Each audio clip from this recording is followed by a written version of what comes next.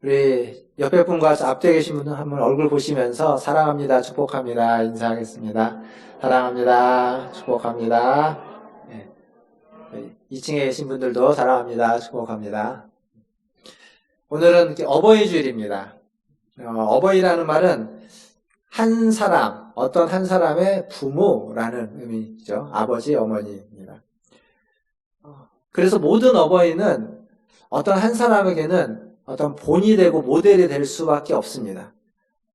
그가 노력하지 않고 그가 의도하지 않는다 할지라도 특별한 노력과 특별한 의도를 하지 않아도 어쩔 수 없이 모든 어버이는 어떤 한 사람에게 본이 되어지고 보여지고 따라하게 되는 기준이 되게 됩니다.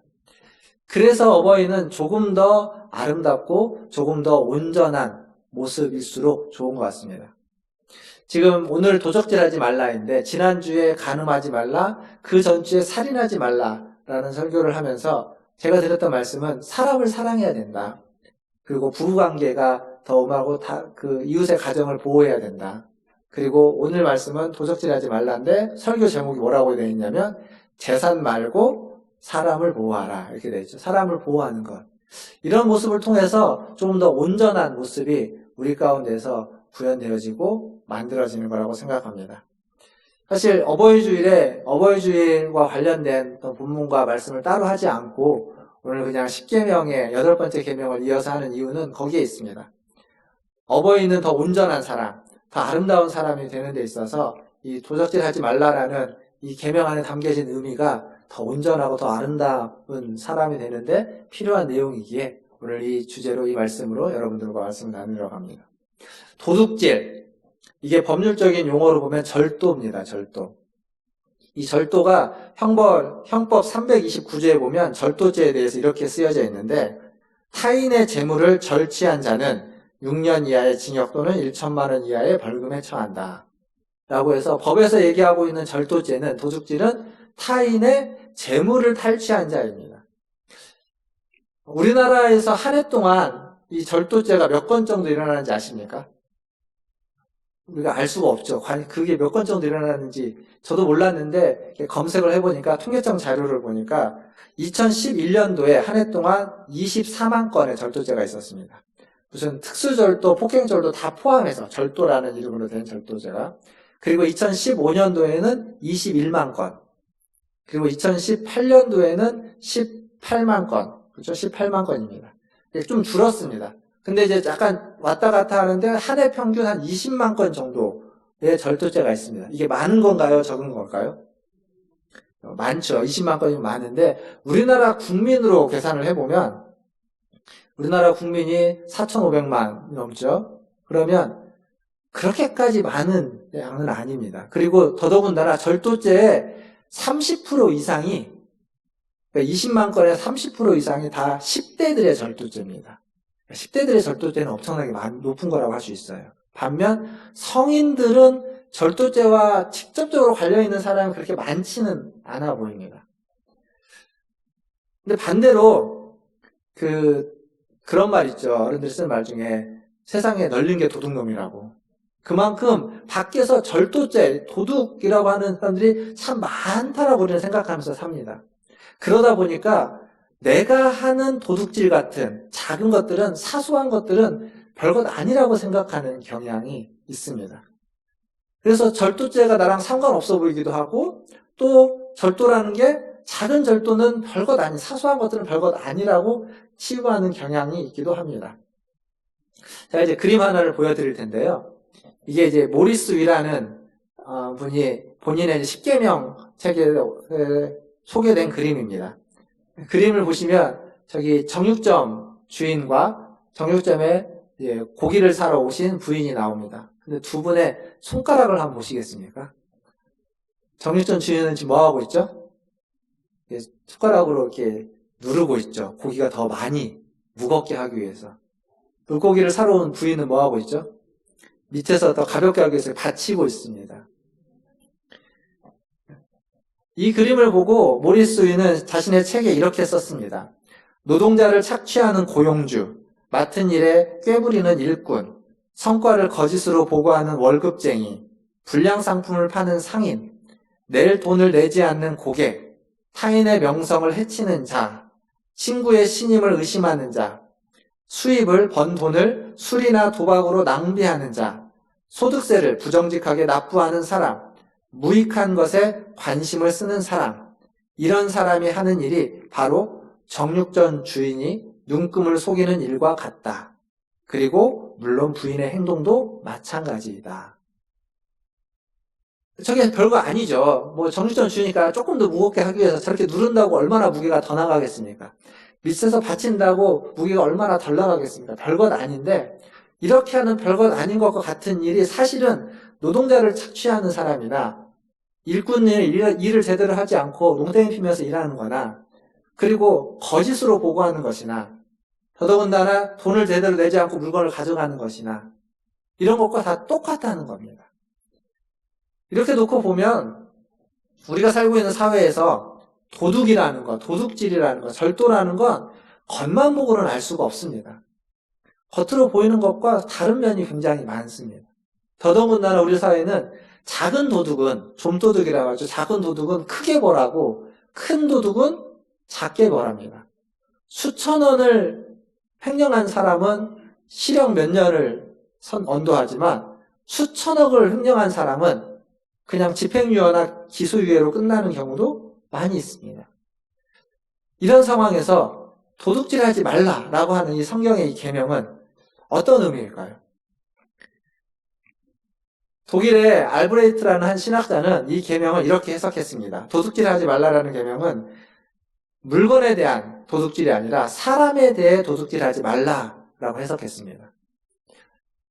이게 좀 엉뚱한 해석 같고 너무 과한 해석 같지만 사실 그렇지 않은 게 도둑질이라는 이 말에 해당하는 단어, 제가 살인하지 말라, 간음하지 말라부터 했을 때 그 단어의 의미들을 좀 얘기를 하고 그것이 성경에 사용되었던 예들을 말씀드리는데 이 도둑질이라는 단어가 성경에 어떤 경우에 사용되냐면 그 중에 사람을 도둑질하는 경우와 사람의 마음을 도둑질하는 경우에 사용됩니다. 창세기 40장 15절에 가보면 요셉이 자기의 이야기를 하면서 자신은 다른 사람에게, 자기 형들에게 도둑질 당해온 사람이다라는 표현합니다. 납치되어 온 사람이라는 얘기로 번역되어 있는데 인신매매 됐다. 근데 그때 쓴 그 단어가 원래 의미로 하면 도둑질 당해온 사람, 자기는 누군가로부터 도둑질 당해갖고 여기까지 왔다라고 말하고 있습니다. 뿐만 아니라 사무엘하 15장 6절에 가보면 압살롬이 이스라엘 백성의 마음을 훔쳤다라고 말하고 있습니다. 즉 이 독일의 신학자 말처럼 사람과 사람의 마음을 훔치는 것을 도둑질이다라고 성경은 말해주고 있죠. 물론 꼭 이런 단어만 쓰는 건 아닙니다. 사람과 사람의 마음뿐만 아니라 실제 물건, 은과 금, 그리고 가축, 소나 양을 훔칠 때에도 이 단어를 사용합니다. 그런데 재밌는 건 예레미야서 22장 30절에 가보면 이런 말씀이 있는데 이렇게 되어 있습니다. 예레미야 23장 30절 여호와의 말씀이라 그러므로 보라 서로 내 말을 도둑질하는 선지자들을 내가 치리라. 뭘 도둑질하는 거죠? 하나님의 말씀. 하나님의 말씀을 도둑질하는 것도 성경에 그런 선지자가 있다라고 지금 이야기하고 있습니다. 이렇게 도둑질이라는 이 단어는 굉장히 다양하게 사용되고 있습니다. 그런데 이 십계명에 사용된 도둑질하지 말라에는 목적어가 없습니다. 하나님의 말씀 혹은 어떤 물건, 은과 금, 소나 양 아니면 사람의 마음이라고 성경에서 여러 군데서 쓰여지고 있는 이런 목적어가 십계명에는 없습니다. 도둑질을 말하면 없는 것이 아니라 간음하지 말라 해도 없었고 살인하지 말라 해도 없었습니다. 목적어가. 이 목적어가 없는 이유가 있다는 거죠. 히브리 문법에서 유대인의 그 히브리어의 문법에서 목적어를 명시하지 않는 이유는 그 명령이 어떤 하나의 구체적인 어떤 사건과 사물을 대상으로 하지 않고 훨씬 더 포괄적인 추상적이거나 형이상학적이거나 어떤 무형의 가치를 이야기할 때 목적어를 일부러 빼버립니다. 그 말은 지금 도둑질하지 말라라는 이 말의 원래 의미는 어떤 물건이나 이런 것들을 도둑질한다라는 의미보다 더 큰 가치, 더 무형의 어떤 더 큰 가치에 대해서 이야기하고 있다는 거죠. 그럼 그게 뭐냐라는 겁니다. 더 큰 가치. 그건 이 십계명이 어떤 배경에서 나왔는지를 염두에 두면 알 수 있습니다. 계속 십계명 서론부터 말씀드렸지만 십계명은 이스라엘 유대인이 애굽 땅에서 430년간 노예 생활을 하다가 노예에서 해방되어 왔다. 노예에서 자유를 입었다라는 것을 배경으로 하고 있습니다. 노예에서 해방된 사람들, 출애굽한 사람들에게 주신 계명이라는 거죠. 그 말은 그들은 해방되기 전에 노예로서 오랫동안 수많은 착취를 당하고 살았습니다. 수많은 어려움 가운데 살은 거죠. 그들의 자유가 빼앗겼고 노예니까 자유롭지 않았던 거죠. 자유를 박탈당했고 그들이 가질 수 있는, 아니 인간으로서 가져야만 하는 여러 가지 존엄들이 박탈된 채로 살아가고 있었습니다. 심지어는 그런 일도 있었죠. 자기가 낳은 아이인데 그 아이를 자기가 키울 수 없습니다. 그럼 누가 다른 사람이 데려가서 키우느냐? 그게 아니라 남자아이는 나일강에 던져서 죽여야만 하는, 이게 사람이 할 짓도 아니겠지만 부모가 할 수 있는 짓이 아닌데 그것을 해야만 하는 그러한 상황에서 살아간 겁니다. 군인들의 채찍과 부당한 노역에 항거하거나 거부할 수 없는 그런 권리도, 그런 소리를 낼 수 있는 용기도 박탈된 채, 빼앗긴 채, 다른 말로 바꾸면 그런 용기와 그런 권리와 그런 존중을 다 도둑질 당한 채 살아왔던 삶이었습니다. 430년간. 거기에서 해방된 겁니다. 그렇다면 해방 그 자체가 그들에게 주고 있는 건 자유인 거예요. 자유임과 동시에 인간다운 삶, 어떤 서로에게 행복을 추구하고 인격을 존중해주는, 존엄을 존중해주는 삶을 그들에게 허락한 겁니다. 그러면서 얘기하는 것이 뭐냐면 도둑질하지 말라라고 하는 건 너에게 지금 주어져 있는 이 자유를, 이 인간다움을, 이 행복과 이 인격과 이 존엄을 도둑질하지 마라. 빼앗기지 말고 빼앗아 오지 말라는 겁니다. 나의 것도 누가 빼앗아 갈 수 없겠지만 내가 다른 사람이 그것도 빼앗아 와서는 안 된다는 얘기를 하고 있는 겁니다. 이게 사실 권력자들에게, 왕과 권력자들에게는 훨씬 더 큰 어떤 무거운 부담되는 이야기입니다. 왜냐하면 고대 사회의 왕과 권력자들은 모든 게 다 자기 겁니다. 비록 내가 지금 가지고 있는 건 아니라 할지라도 내 백성이고 내 땅입니다. 언제든지 내가 마음대로 가지고 올 수 있고 언제든지 내가 가지고 있는 힘으로 그 사람을 누를 수도 있고 세울 수도 있고 종을 만들 수도 있고 자유롭게 살아가는 사람을 만들 수도 있는 권리가 있는 겁니다. 그런데 지금 성경은, 이 율법은 그걸 못하게 하는 겁니다. 왕이든 권력자든 힘이 있어도 그렇게 해서는 안 된다는 겁니다. 그 사람이 어떤 사람이든 그 사람의 자유와 인간다운 삶의 권리와 인격과 존엄을 빼앗아 와서는, 그것을 짓밟아서는 안 된다라고 지금 얘기하고 있는 거죠. 아무리 힘이 세도 아무리 권력이 있어도 이 십계명은 그것을 허락하지 않는 겁니다. 그리고 그것을 만약에 어겼을 때는 아주 엄하게 벌하고 있다는 사실입니다. 이게 성경에 어디에 잘 나오냐면 열왕기상 21장에 가보면 그 아합 왕이 나봇의 포도원을 뺏는 이야기가 나옵니다. 기억하실지 모르겠지만 살인하지 말라라는 계명, 6계명을 할 때도 제가 잠깐 이 얘기를 지나가면서 했습니다. 거기에서 보면 아합은 그 이스라엘 왕 중에서 가장 악한 왕으로 대표적인 왕이 아합입니다. 아주 악한 왕이에요. 근데 이 아합이 그렇다고 나봇의 포도원을 강제로 뺏어오지 않습니다. 나봇에게 가서 내가 돈을 줄 테니까 나에게 그 포도원을 팔라는 겁니다. 왕궁 옆에 있는 포도원이 너무 좋아 보이는 거죠. 그러니까 갖고 싶은 겁니다. 그러니까 정당하게 내가 돈을 줄 테니까, 비싼 돈을 주겠다, 비싸게 줄 테니까 나한테 팔아라 라고 하는데 나봇이 안 파는 겁니다. 거절하는 거죠.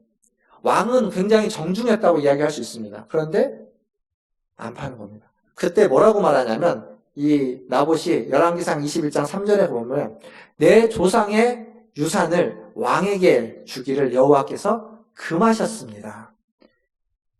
그러니까 하나님이 주신 그 유산, 하나님이 주신 땅을 파는 것을 하나님이 금했다는 겁니다. 율법에서 그걸 금하고 있기 때문에 팔지 않겠다는 거죠.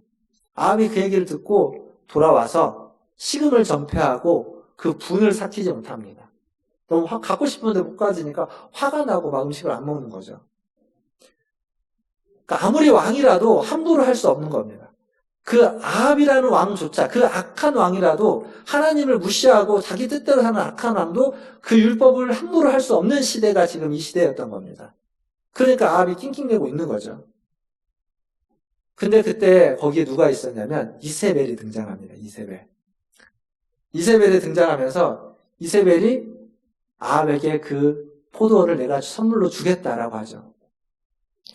나봇이 포도원을 팔지 않은 이유는 율법입니다. 하나님의 말씀에 그렇게 금했기 때문에 팔지 않습니다. 였습니다. 그러자 이세벨이 그래? 그러면 하나님의 율법으로 너를 죽여줄게 라고 하면서 나봇을 죽이는데 율법으로 죽입니다.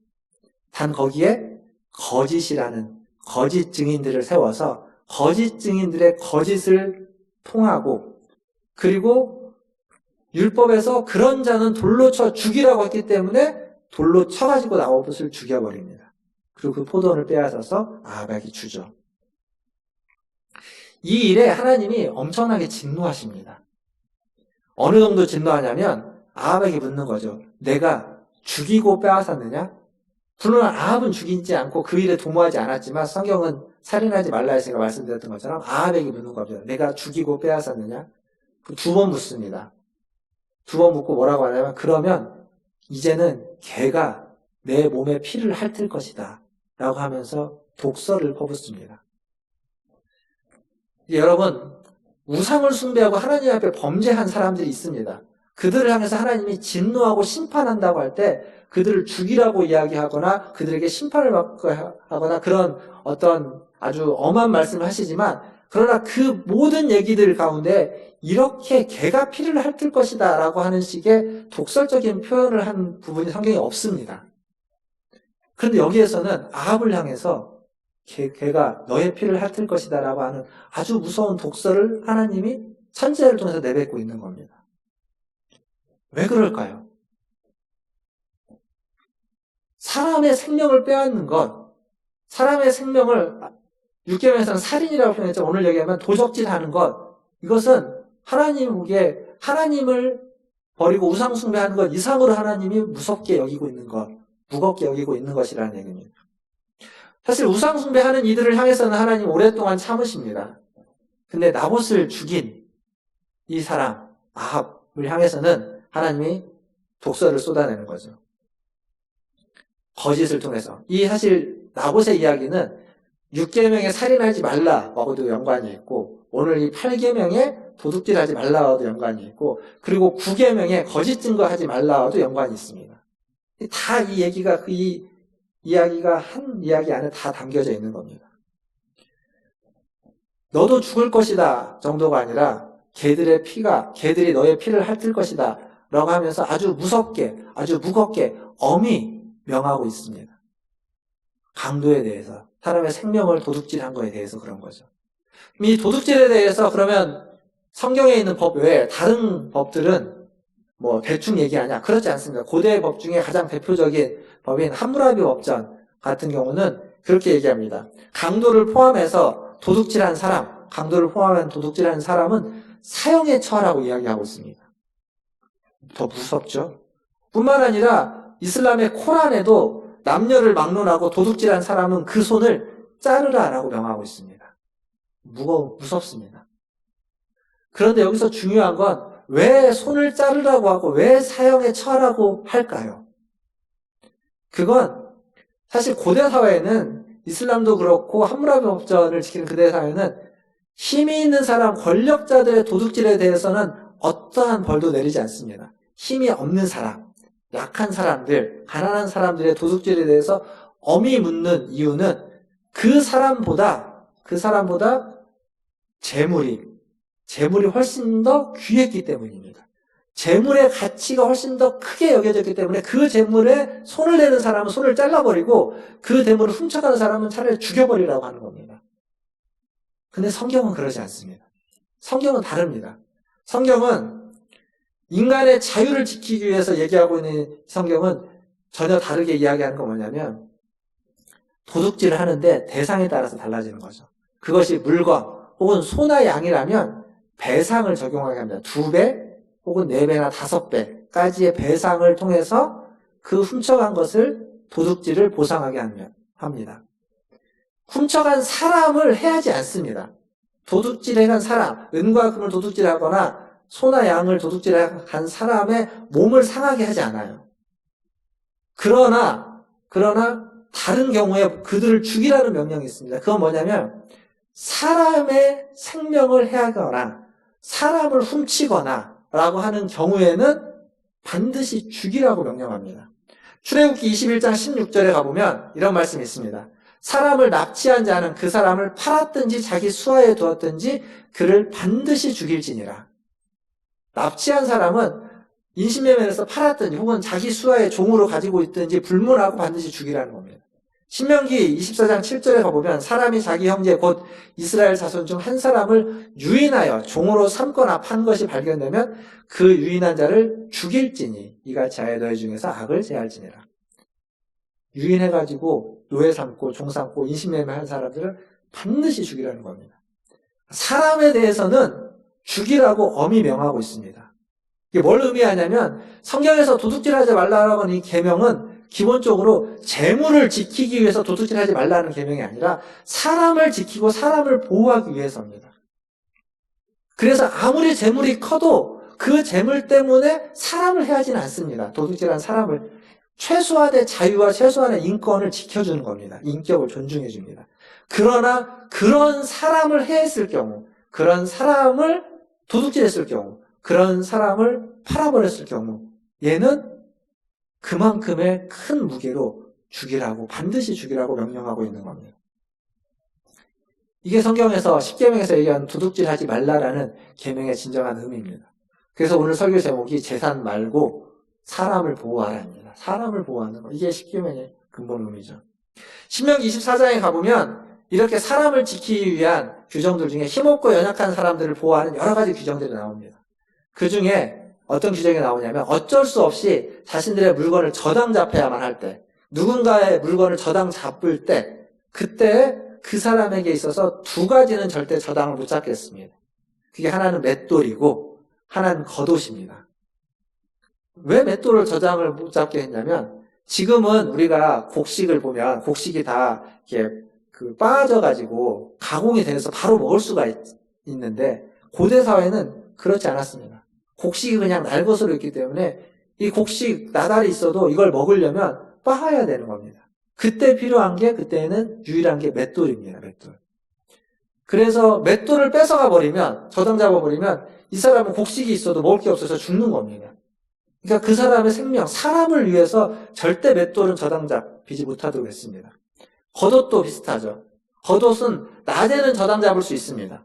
그러나 밤에는 반드시 돌려줘야만 하는 이유가 그때 그 겉옷은 그냥 옷일 뿐만 아니라 그 해가 떨어지면 추위를 지켜내는 유일한 이불과 같은 역할을 했기 때문에 그 사람을 위해서 겉옷은 반드시 다시 돌려주도록 했습니다. 이뿐 아닙니다. 사람을 위하는 것이 또 뭐냐면 그 채권자가 있고 채무자가 있습니다. 어쩔 수 없이 내가 빚을 져서 이 채권자가 채무자의 집을 찾아가서 그 채무자로부터 무엇인가를 이렇게 저당 잡기 위해서 물건을 가져오려고 할 때 절대 이 채권자가 채무자의 집에 들어가지 못하도록 했습니다. 채무자가 자기 집 안에 있는 물건을 가지고 나와서 채권자에서 주도록 명령했습니다. 그 이유는 아무리 이 사람이 빚을 졌어도 아무리 많은 채무를 졌어도 그의 최소한의 자존심과 인격을 지키라는 거죠. 함부로 하지 못하도록 한 명령입니다. 이게 신명기 24장에 있는 내용입니다. 여기뿐만 아닙니다. 성경의 곳곳에 이런 규정들이 굉장히 많습니다. 이자에 대한 규정도 그렇고 종과 노예에 대한 규정도 그렇고 그 곡식을 추수할 때 이삭을 줍는 규정에 있어서도 다른 사람들을 위해서 그것을 절제할 수 있도록 했습니다.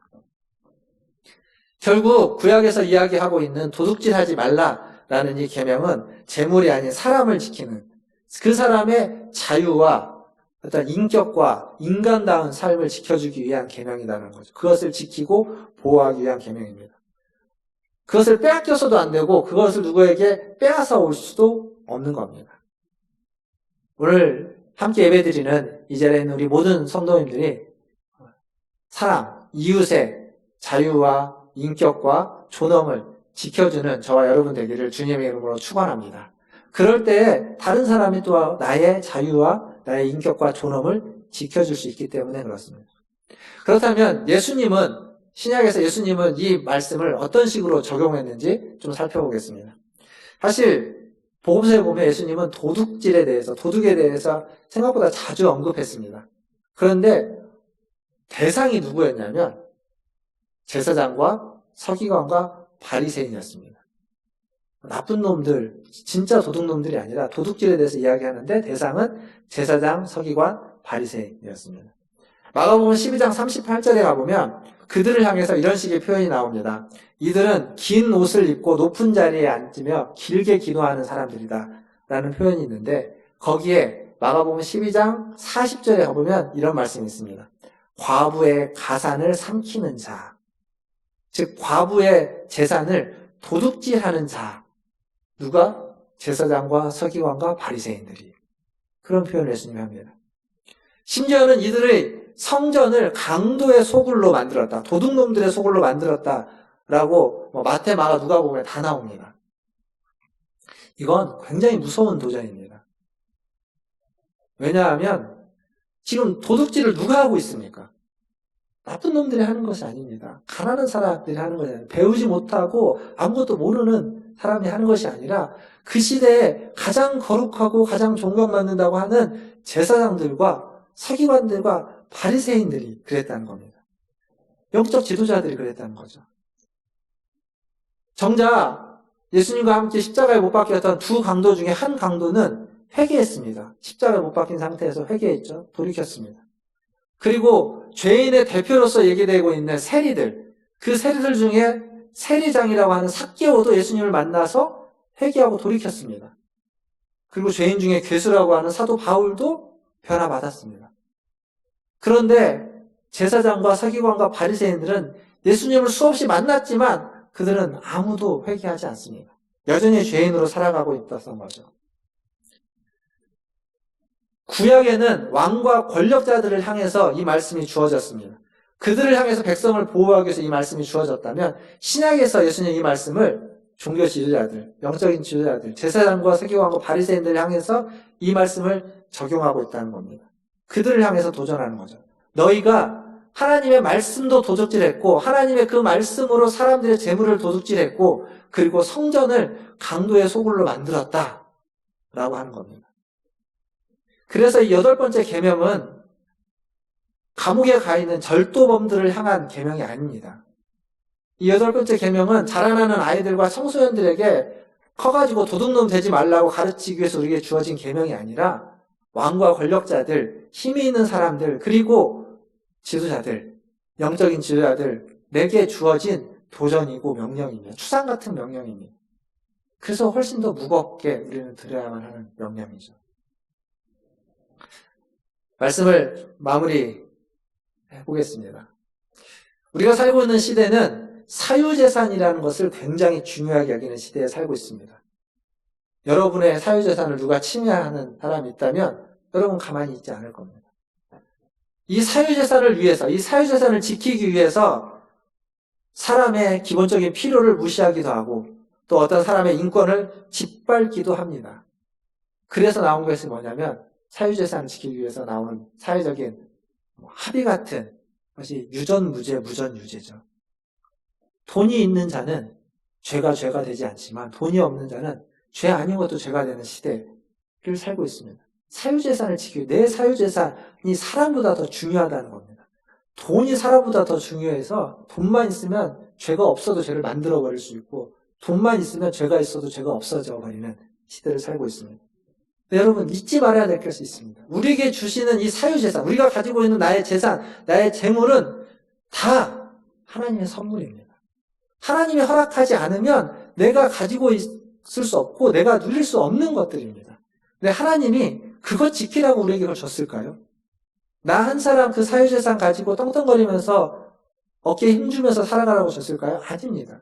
하나님이 우리에게 사유재산을 준 이유는 그걸 나누면서 더불어서 함께 살아가라고, 함께 살아갈 수 있도록 주신 겁니다.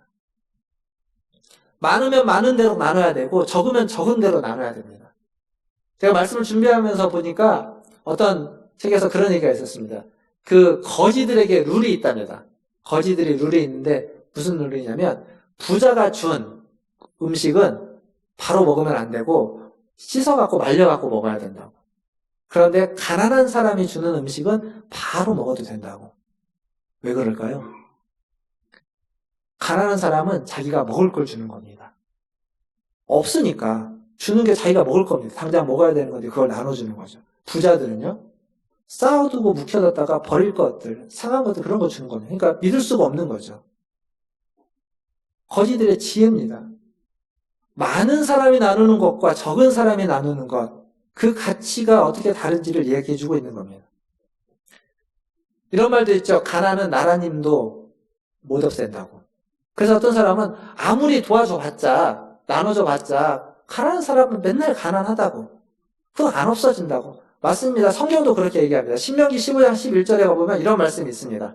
땅에는 언제든지 가난한 자가 그치지 아니하겠으므로, 땅에는 언제든지 가난한 자가 그치지 아니하겠으므로 내가 내게 명령하여 이르노니 너는 반드시 내 땅 안에 내 형제 중 곤란한 자, 궁핍한 자에게 내 손을 펼지니라. 가난한 자가 없어진다고 이야기하고 있지 않습니다. 그렇지만 가난한 자가 항상 있을 것인데 하나님이 뭐라고 명령하냐면 너는 너의 손을 펴서 그들을 도우라는 겁니다. 내가 너에게 준 것들을 가지고 함께 나누면서 함께 도우라 라고 말하고 있습니다. 가난을 완전히 해결할 수는 없습니다. 우리가 손을 다 핀다고 해서 가난이 사라지진 않습니다. 세상을 변화시킬 수는 없습니다. 그러나 한 사람의 세상은 변화될 수 있습니다. 세상의 모든 가난이 없어질 수는 없고 세상이 다 바뀌진 않습니다. 그러나 우리가 손을 펴서 그들을 돕는다면, 많이 있건 적게 있건 적으면 적은 대로 많으면 많은 대로 손을 펴서 돕는다면 한 사람의 세상은 바뀌는 겁니다. 그럴 수 있습니다. 하나님이 손을 피라고 한 이유는 거기에 있습니다. 한 사람이 중요한 거죠. 우리는 코로나19 때문에 한 사람이 얼마나 중요한지 알고 있습니다. 열심히 방역을 하고 열심히 수고를 해도 한 사람이 나 한 사람쯤이야 라고 하는 생각으로 그냥 다니고 마음대로 하니까 뭐 대구에서도 그랬고 지금도 마찬가지로 그런 것들을 우리는 경험하고 있습니다. 그 한 사람 때문에 많은 사람들이 피해를 입고 있고 어려움을 당하고 있습니다.